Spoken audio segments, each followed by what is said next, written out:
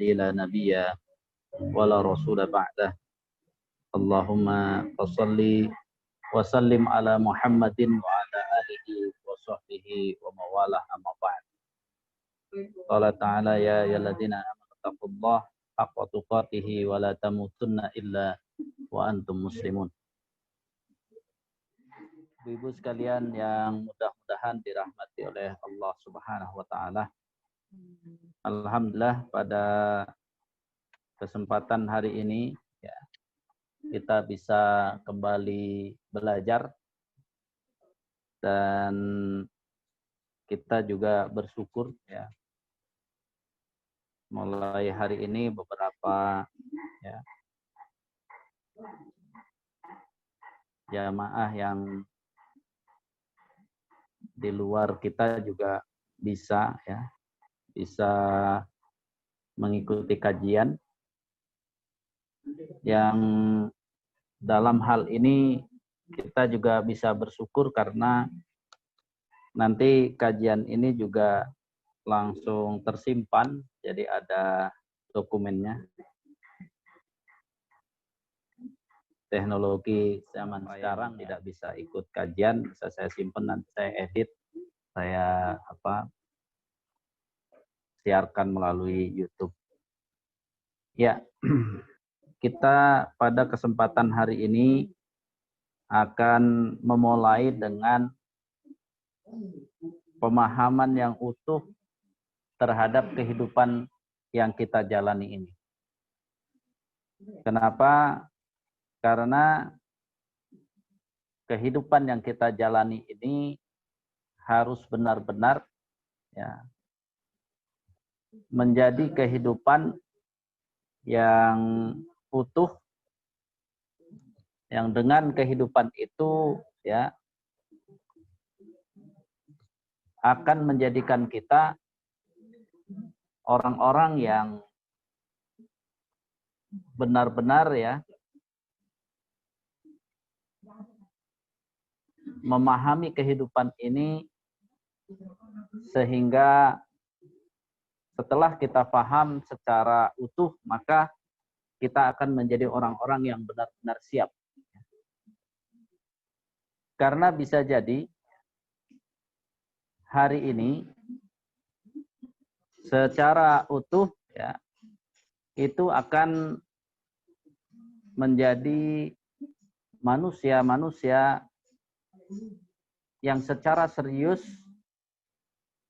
bertahap, pelan-pelan gitu ya, benar-benar mencapai target yang sesuai dengan apa yang telah Allah ya siapkan untuk kita. Yang pertama yang harus dipahami oleh kita, kemarin sudah kita ungkapkan secara umum, sekarang kita akan ungkapkan secara khusus gitu ya, bahwa dari ya sisi kehidupan ini kan kemarin kita sudah tahu kehidupan ini adalah ujian. Namun akan kita perinci tentang bagaimana mulai ujian tersebut. Terus apanya yang diuji? Sebenarnya ketika kita diciptakan itu kan ada dua sisi. Ada jasmani dan ada rohani. Ketika kita ya melihat secara rohani kita sebenarnya tidak masalah. Kenapa? Karena sesuai dengan surat Al-A'raf ayat 172, surat 7 ya, Al-A'raf itu ayat 172. Ini benar-benar Allah menceritakan ya, kepada kita apa yang sudah dilakukan oleh ruh kita.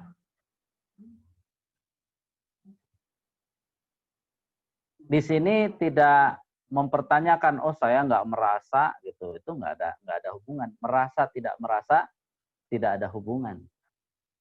Allah hanya cerita bahwa ruh ini pernah minta perjanjian oleh Allah untuk menjadikan Allah sebagai Tuhannya.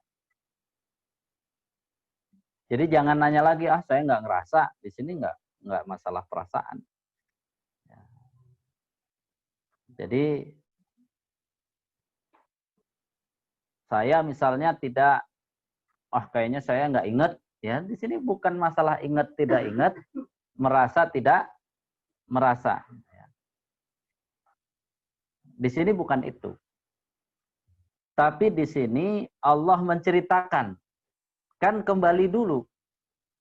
Apakah Allah pernah berbohong? Keimanan kita akan mengatakan Allah tidak pernah berbohong. Apakah yang Allah sebutkan itu pasti benar? Pasti benar. Jadi sekarang ibu mau ngerasa atau tidak ngerasa, mau percaya atau nggak percaya, mau bilang inget nggak inget, tapi Allah kan nggak bohong bahwa ruhani kita pernah berjanji untuk menjadikan Allah sebagai Tuhan itu. Jadi ruhani kita itu sudah jelas. Kemudian kita beralih juga, ini sebagai awal ya, prolog biar sama dulu persepsi kita terhadap kehidupan ini. Juga surat 33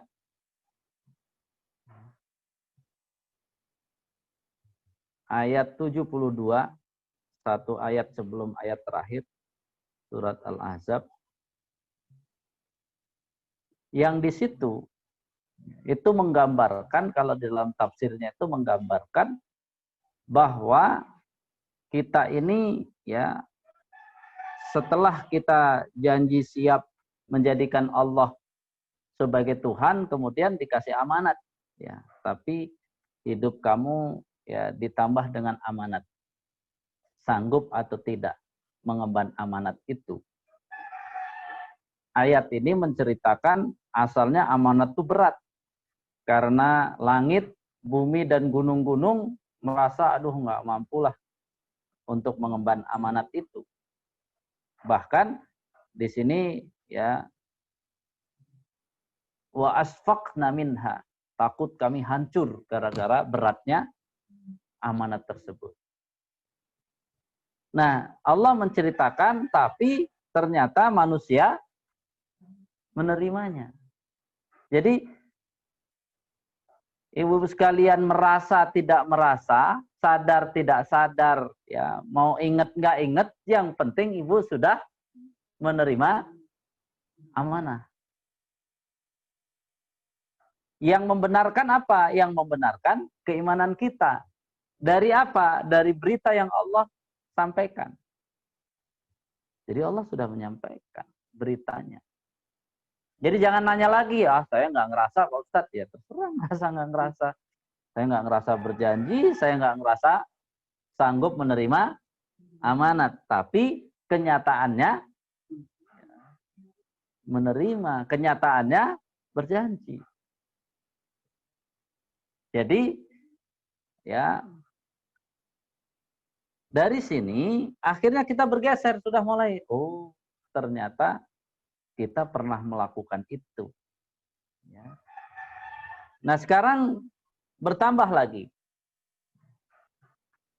Berarti ya, sekarang sebenarnya kalau ibu-ibu ini diciptakan cuman ruh saja aman. Karena apa? Pasti ingat, nggak akan lupa. Jadi ibu-ibu maunya ruh sama jasad atau ruh saja?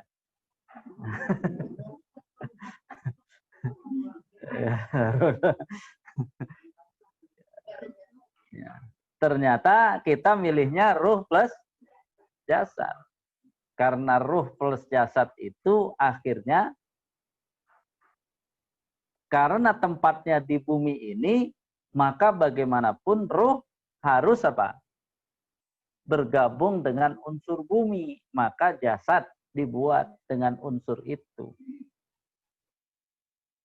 Nah, beberapa keterangan ulama di dalam Al-Quran sebutan bagi manusia itu adalah al-insan, jamaknya an-nasu. Ya. Khusus al-insan itu ulama menyebut paling tidak ada dua. Ada berasal dari kata nasya yansa yang artinya lupa, atau berasal dari kata ya anasa, jamaknya unus ya. Anasa itu yang artinya senang. Ya. Apa maksudnya? Ternyata unsur jasad ini yang pertama, begitu ruh digabung dengan jasad, hasilnya hilap deui. Hilap non. Lupa apanya? Lupa pernah berjanji. Jadi lupa dengan amanat. Jadi gimana nih? Kalau dimasukkan jadi lupa. Jadi pilih ya, ruhnya dimasukkan ke jasad atau jangan. Makanya ketika dimasukkan, maka itu sudah cobaan. Jadi ruh dicoba pertama ketika dimasukkan ke dalam jasad ini. Apa cobaannya tadi? Hilaf deui ya. Jadi lupa ya. Makanya Pak sekarang udah tahu kan kenapa Ibu pernah janji lupa. Itu karena dimasukkan ruh ke jasad jadi lupa. Kenapa lupa? Ya tadi sifat yang dari jasad itu ternyata apa? Suka seneng-seneng. Nah, makanya sekarang kalau ibu banyak lupa, kemudian suka seneng-seneng, berarti jasad ibu lebih kuat daripada rohaninya. Sementara kalau kita meninggal dunia, bareng-bareng roh sama jasad atau pisah? Nah, pas pisah itu, ruhnya hilap deui atau ingat? Ingat. Akhirnya kan setiap orang yang mau mati, ya saya pernah, begitu dipisah langsung ingat tuh. Ya Fir'aun kan di dalam Al-Quran, Fir'aun ingat. Ternyata saya pernah berjanji harus Allah dijadikan Tuhan gitu ya. Pernah menerima amanat harus dikerjakan. Jadi ini PR kita yang besar itu bagaimana kita harus ya mulai mendidik rohani kita sehingga dia ya walaupun bersama jasad tapi tetap ingat kagak pikun. Caranya agak gampang sebenarnya. Ibnul Qayyim al-Jauziyah dalam ya menyampaikan tentang cara mengenal Allah, kan asalnya sudah kenal gitu, tapi disebut cara mengenal lagi Allah itu dengan cara dua tahap. Yang pertama adalah belajar Al-Qur'an bagi orang yang biasa dengan Al-Qur'an, dengan belajar sungguh-sungguh terus ya, bukan hanya membaca saja tapi seluruhnya pelan-pelan dipahami Al-Quran itu dengan pemahaman yang benar. Kenapa? Karena ya belajar Quran ini harus sabar gitu ya. Pemahamannya harus yang benar. Karena kalau pemahamannya tidak benar, ya tetap juga akan tersesat juga. Maka dari posisi ini, akhirnya kita paham. Tahap pertama dengan belajar. Ya ini kan kalau ibu-ibu sekarang nggak belajar, nggak tahu kan kalau bahwa ibu itu pernah berjanji. Ya pernah. Cuman kenapa lupa Ustadz? Sekarang udah tahu kenapa lupa. Ya. Saat digabung dengan jasad ternyata hilaf deui janjinya. Jadi akhirnya kita harus mulai belajar nih dengan sungguh-sungguh dari berita Al-Quran. Bagi orang-orang yang tidak punya akses besar terhadap Al-Quran, maka Ibnul Qayyim menyatakan orang juga bisa kenal dengan meneliti alam tapi dengan benar juga. Karena dengan meneliti alam dia bisa apa? Bisa mengenal Allah lagi. Di dalam dirinya sudah ada ya sebenarnya surat perjanjiannya gitu ya, sudah ngerti dia kan. Ruhani itu ngerti, dia pernah ya, tadi pernah ingat, pernah berjanji. Makanya saking cintanya kita setiap tahun kita disuruh berpuasa, itu sebenarnya salah satunya biar ingat lagi. Karena apa? Ketika bicara berpuasa yang dilemahkan jasadnya. Hawa nafsu itu letaknya pada jasad kita. Hawa nafsu letaknya pada jasad kita.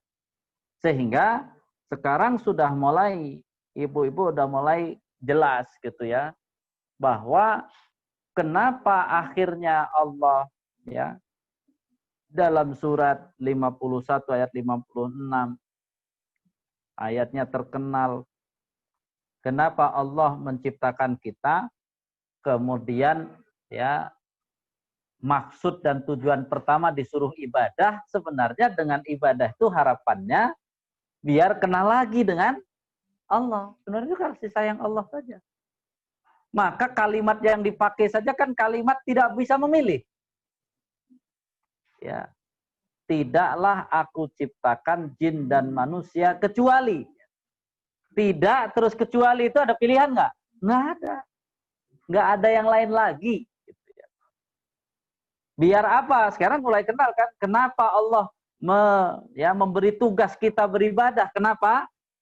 Karena itu satu-satunya jalan agar kita bisa ingat lagi dengan yang lupa itu. Ingat lagi dengan yang lupa tersebut. Jadi makanya susah ibu mengingatkan orang untuk ingat Allah sementara dia ibadah juga nggak mau, susah pasti. Susah. Makanya ya di sini kan berarti dua sisi ya. Ada juga misalnya orang sudah ya mengenal alam ini dengan hebatnya, begitu sekali dengar Al-Quran bisa beriman, bisa. Itu gampang. Karena apa? Dia sudah jelas. Dua-duanya kan ayat Allah. Baik berupa alam semesta ataupun Al-Quran. Kenapa banyak juga orang meneliti alam semesta, tetapi ternyata dia tidak beriman. Biasanya nggak jujur dia. Kalau dia jujur, beriman. Atau apa? Sebenarnya sudah ada di pikirannya nerima, di perasaannya menerima. Biasanya orang kalahnya apa? Ya pengen seneng-seneng. Akhirnya kalau dengan seneng-seneng, lupa lagi. Makanya dua pengendali, yang pertama adalah ketika kita ya beribadah, yang kedua kan mulai sekarang kita ngerti pelengkap dari ibadah apa sih? Maka kita punya amanat. Yang pertama amanat mengurus bumi, yang kedua amanat mengurus apa kira-kira? Kan yang tadi yang jelas, beribadah itu kan mengurus diri. Kemudian ada mengurus bumi. Selain mengurus bumi, mengurus orang-orang di sekitar kita. Ya. Dari keluarga dekat sampai tetangga, sampai ini kan tugas juga. Jadi untuk apa? Itu untuk mengasah agar apa? Ketika ibadah saja nggak cukup. Karena sekarang pertanyaannya begini, yang bisa menghentikan orang tidak ingin puas-puas dengan kesenangan-kesenangan dunia, dia tidak ingin maksimal dengan kesenangan dunia, apa yang bisa menghentikannya? Ketika dia ingat keluarganya, ingat tetangganya, ingat, waduh ini apa namanya, alam ini harus dijaga juga kebersihannya. Jadi uangnya tidak hanya untuk apa? Seneng-seneng sendiri saja, ada buat bersih-bersih gitu ya, ada buat bantu tangga, ada buat ya menghidupi keluarga gitu ya. Contoh uang untuk mengurus ya, selain orang di sekitar kita apa? Ya biaya untuk nyuci kan ya, baik nyuci piring ataupun ya nyuci baju, itu kan semuanya apa? Itu khas ya melaksanakan amanah bahwa kita itu tugasnya bukan hanya sekedar sendiri ibadah aja, enggak, ya ada tugas lain. Kenapa? Biar tadi ya, karena yang membuat kita lupa dengan perjanjian itu ada memang tadi ya dari jasad kita, yang kedua senang-senang itu ternyata melawan senang-senang tidak cukup dengan ibadah. Ibadah itu kan biar mengenal lagi. Tapi hambatannya masih ada, hambatannya kehidupan ini. Makanya tugas pokoknya kita kan mengurus bumi. Nah, dengan bahasa mengurus bumi saja, itu kita akan ketahuan nanti yang disebut mengurus bumi itu kan yang paling umum adalah jangan membuat kerusakan, gitu ya. Sifat merusak itu sifat siapa? Kan kalau dikaitkan dengan surat Al-Baqarah saja, sifat merusak dalam surat Al-Baqarah itu sifat siapa? Iya, manusia siapa? Kan ada orang bertakwa, ada orang kafir, ya, tapi pas bahasa merusak utamanya siapa? Orang munafik.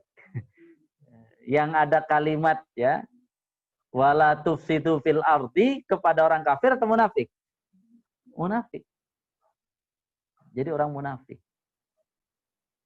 Artinya apa? Orang munafik itu Islam atau bukan? Ya, terdaftarnya sebagai orang Islam. Gitu ya. Nah, sekarang pernah nggak Ibu tahu? Itu kan surat Al-Baqarah ayat berapa yang wa idza qila lahum la tufsidu fil ardi qalu innama nahnu muslihun. Ayat ya 11. Menurut ibu-ibu jangan membuat kerusakan di muka bumi itu apa? Nih lihat nih, menurut ibu-ibu berarti kalau ibu-ibu jawabannya itu sebenarnya sama juga. Orang apalagi anak-anak juga menurut ibu-ibu yang dimaksud jangan membuat kerusakan di muka bumi apa? Bebas, jangan takut salah. Takut mah takut bener gitu. Coba apa? Jangan membuat kerusakan di muka bumi. Apa? Ya, ngerusak hutan, apalagi kira-kira? Buang limbah, buang itu. Dan saya yakin semua orang akan bicara itu. Pertanyaannya, ini surat Al-Baqarah ayat 11 itu turun ya, ayat 11.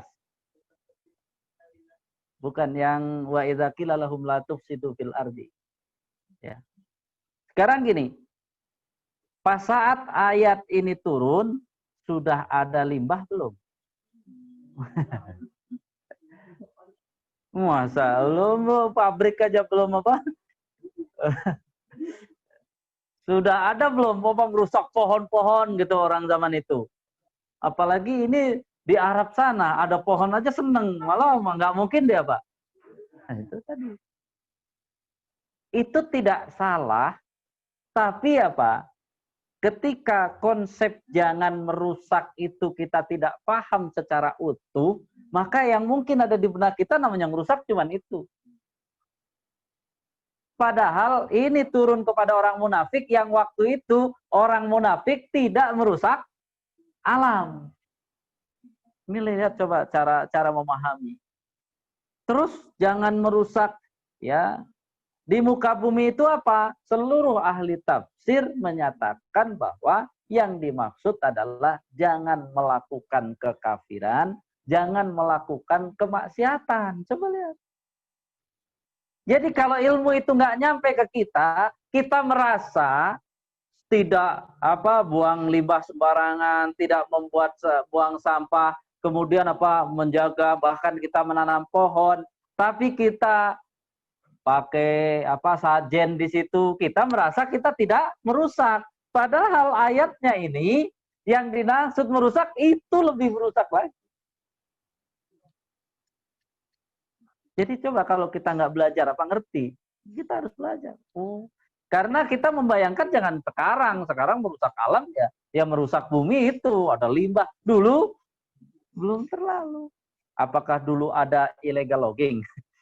Mau buat apa nebang pohon banyak-banyak? Dulu nggak terlalu apa? Nggak terlalu butuh. Orang zaman itu belum zaman apa? Memproduksi kertas.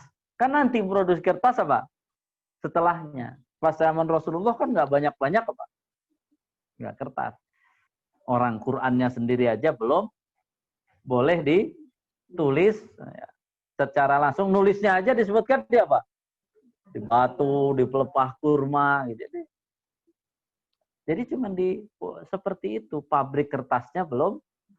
Ya mungkin di tempat lain, tapi Rasulullah belum. Ya di sekitar Rasulullah belum ada pabrik kertas. Ini kan menunjukkan bahwa ketika ini tidak sampai, maka bahaya sekali. Seperti zaman kita sekarang. Dia tidak sholat, belum disebut tidak merusak. Padahal itu merusak. Bahkan kalau kita baca ayat-ayat tentang azab Allah. Dan yang diazab itu kata Allah membuat kerusakan di muka bumi. Pertanyaannya mereka sebenarnya merusak alam atau tidak? Tidak. Azab-azab turun. Itu kaum Nabi Lut merusak alam enggak? Enggak. Coba kemaksiatan. Di sini ketika kita paham ini wajar. Sahabat Nabi, ulama begitu ada musibah mereka langsung bilang kalian melakukan maksiat apa? Karena apa? Ya bagi mereka tidak sekedar alam gitu ya. Bahkan waktu itu alamnya tidak dirusak. Cuman zaman kita memang sangat parah, sudah kekafiran juga, sudah kemaksiatan juga, tambah itu apa? Alam juga ya memang tambah parah. Padahal zaman itu alamnya belum dirusak saja, azabnya parah juga. Gitu ya. Hujan batu gitu ya, tanah kebalik. Gitu. Nah di sini lihat tugas besar kita untuk memakmurkan bumi itu bukan sekedar ngerawat tanaman, bukan. Memakmurkan bumi itu salah satunya kita yang ngaku Islam itu harus menjadi beriman, bertakwa, bahkan nanti lebih tinggi lagi itu disebut apa? Memelihara bumi. Jadi memelihara bumi itu dari sisi ketaatan yang akhirnya juga menyelamatkan diri sendiri, menyelamatkan keluarga, menyelamatkan semuanya adalah dengan tidak melakukan kekafiran, ya, tidak melakukan kemaksiatan. Dan bicara kekafiran dan kemaksiatan, merusak alam itu bagian dari kemaksiatan, bagian dari melanggar perintah Allah. Itu yang sebenarnya harus dipahami secara utuh. Sehingga ya belajar kita itu benar-benar harus ya tertata. Apa yang harus kita perbaiki itu sudah mulai jelas. Yang diperbaiki adalah keimanan kita. Dengan bicara keimanan berarti yang harus kita perbaiki ilmu kita. Yang harus kita perbaiki adalah informasi-informasi kita. Makin bagus informasinya, maka perbaikannya akan makin cepat. Sehingga dari sini sudah mulai ketahuan. Oh, saya seorang manusia diciptakannya seperti itu, yang dimaksud ibadah seperti itu, kemudian tadi ya saya melaksanakan amanahnya juga seperti itu, sehingga mulai nyambung bahwa apa yang sedang kita laksanakan ini, kehidupan ini disebut ujian, itu mulai nyambung. Dan kalau sudah bicara ujian, sebenarnya yang terasa ya sedang diuji itu kan sebenarnya apa? Bagaimana jasad kita itu ya. Karena dari awal jasad kita ujian, itu kira-kira oleh rohani bisa ditangani, kemudian ujian-ujian yang lainnya bisa dikerjakan atau sebaliknya, rohaninya kalah. Kalau rohaninya kalah berarti jasadnya menang berarti hawa nafsunya menang. Setelah hawa nafsunya menang, kira-kira bisa nggak melaksanakan tugas-tugas tadi? Nggak bisa. Tidak bisa. Makanya kenapa bunyi ayatnya surat 66 ayat 6 itu ya ayyuhalladzina amanu qu anfusakum, ya jagalah diri kalian dulu. Diri itu oh, jaga diri itu dari ya saya harus ingat untuk mengingat butuh ibadah yang bagus, untuk ya biar tidak gampang seneng-seneng nyari kepuasan kesenangan, saya harus memelihara bumi ini, baik memelihara dari keimanan sampai terus-menerus sampai ke sana. Jadi prosesnya lihat, prosesnya sangat luar biasa. Semua lengkap dalam ajaran agama kita. Karena apa? Ya, semuanya sudah jelas urutannya. Makanya ketika jagalah diri kalian dan keluarga kalian, itu tafsirannya adalah ya, kalau kepada keluarga itu alimuhum wa adibuhum, ajarkan mereka, kemudian didiklah mereka. Kalau untuk diri sendiri, ya belajar dan didik diri sendiri kita. Modalnya sudah dikasih. Ibnu Katsir itu menyebut petunjuk kan 3. Yang pertama petunjuk ya disebut hidayatul khalqi, adalah petunjuk yang sudah ada dalam diri kita. Sebenarnya hidayatul khalqi itu ya ada pendengaran, semua sudah ada potensi. Itu semua orang dikasih. Nah, kemudian ujiannya setelah Allah kasih itu kira-kira dipakai atau tidak? Untuk apa? Untuk mendapatkan hidayah yang kedua, adalah hidayatul irsyad wal bayan. Hidayah petunjuk, kemudian keterangan-keterangan ilmu. Jadi mau nggak dia sudah dikasih belajar ilmu dengan benar? Baru setelah itu apakah selesai? Tidak. Dia harus mengejar petunjuk yang ketiga yang disebut hidayatul taufik. Ya, jadi namanya yang benar tuh hidayah taufik, bukan taufik hidayat. Kan? Terbalik kan ya. Jadi hidayatul taufik, karena apa? Hidayah berupa taufik itu adalah antara ilmu petunjuk yang diterima itu dikerjakan.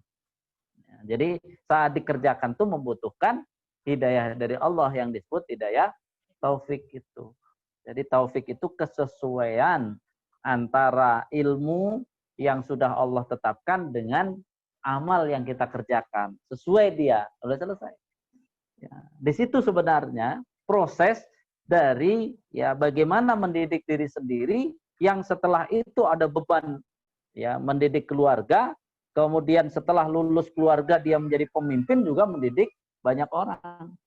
Ya, ini yang harus dimiliki. Makanya zaman Rasulullah ke sahabat, ke tabi'in itu namanya pemimpin itu sudah dari seleksi pertama. Orang yang paling bagus dengan keluarganya, ya dengan dirinya, kemudian keluarganya, ya akhirnya apa? Memang pas memilih pemimpin, sangat bagus. Dia memang layak untuk mengatur orang banyak. Itu bedanya. Nah, artinya mereka memang mendapatkan kesempatan untuk melakukan amal solih yang sangat banyak, sangat besar. Nah dari sini maka ya ibu-ibu sekalian rahimakumullah, ini proses yang harus kita jalani. Proses itu. Sehingga tadi cara mengevaluasinya gampang. Coba ibu-ibu ya banyak lalai, kemudian banyak pengennya seneng-seneng, atau ya kita sudah mulai ngerti, oh jangan banyak lalai nih. Jangan banyak senang-senang. Kalau itu belum kuat, berarti kuatkan lagi. Bagaimana tadi? Kuatkan ibadahnya, berarti pelajari ibadah yang bisa menguatkan ya pengingatan kita kepada Allah. Ya, yang akan datang kita akan cobalah, saya akan sampaikan nanti ma'rifatullah, bagaimana membangkitkan ma'rifatullah yang dari Ibnul Qayyim Al-Jauziyah. Nanti ini biar apa? Biar kita mulai ma'rifatullah yang benar. Jadi karena kalau bahasanya kan sudah jelas tuh ya, perasaan bagaimana saat ini ketika disebut ma'rifatullah, ketika kita tidak pernah memegang konsep dari salah satu ulama, nanti kita akan kacau. Diajak orang, oh ma'rifatullah itu membangkitkan perasaan. Jadi cuma perasaan saja, padahal ma'rifatullah tidak hanya perasaan. Karena dalam perasaan sudah ada, tinggal pengakuan kita ya, bahwa bagaimana ulama-ulama dulu tuh bisa mengajarkan kalau kita sangat suka dengan alam yang sangat indah, padahal Allah lebih indah dari itu. Ya, beliau yang maha indah. Tapi kan kita belum nyambung. Secara akal belum nyambung, secara perasaan belum nyambung. Malah disebut begitu mungkin bayangin indahnya kayak apa ya, dan tambah stres lagi kan. Kan nomor satu diyakini dulu bahwa kalau ibu melihat orang baik banget di TV aja ibu seneng, nah Allah masih lebih baik dari itu. Bayangkan. Itu cara ma'rifatullah tercepat tuh selalu begitu, bahwa ketika melihatnya Allah lebih baik dari itu, gimana ya? Memang nggak kebayang. Pantas disebutnya apa? Allah itu tidak bisa dideteksi dengan pendengaran, dengan penglihatan kita, semua nggak bisa dideteksi. Karena apa? Lebih baik lagi, gitu ya. Nah selama ini kan enggak, kita malah kagum sama orang itu, gitu. Ada orang dia baik banget, kagum habis itu. Bukannya ingat Allah, malah apa? Kagum. Akhirnya karena saking kagumnya mengkultuskan. Kalau sudah mengkultuskan, ya sudah selesai. Ya, kalau udah mengkultuskan kayaknya nggak ada yang lebih benar lagi dari dia. Padahal itu baru manusia. Harusnya kan melihat orang sebaik itu harusnya ingat Allah. Allah masih lebih baik ya. Ini gambaran-gambaran dari apa yang akan kita tuju, sehingga nanti ketika kita ngaji, ketika kita sholat, ketika kita baca Quran, ketika kita berbuat baik, sekarang udah ngerti. Urusannya adalah agar ingatan kita itu akan perjanjian dengan Allah makin kuat, gitu ya.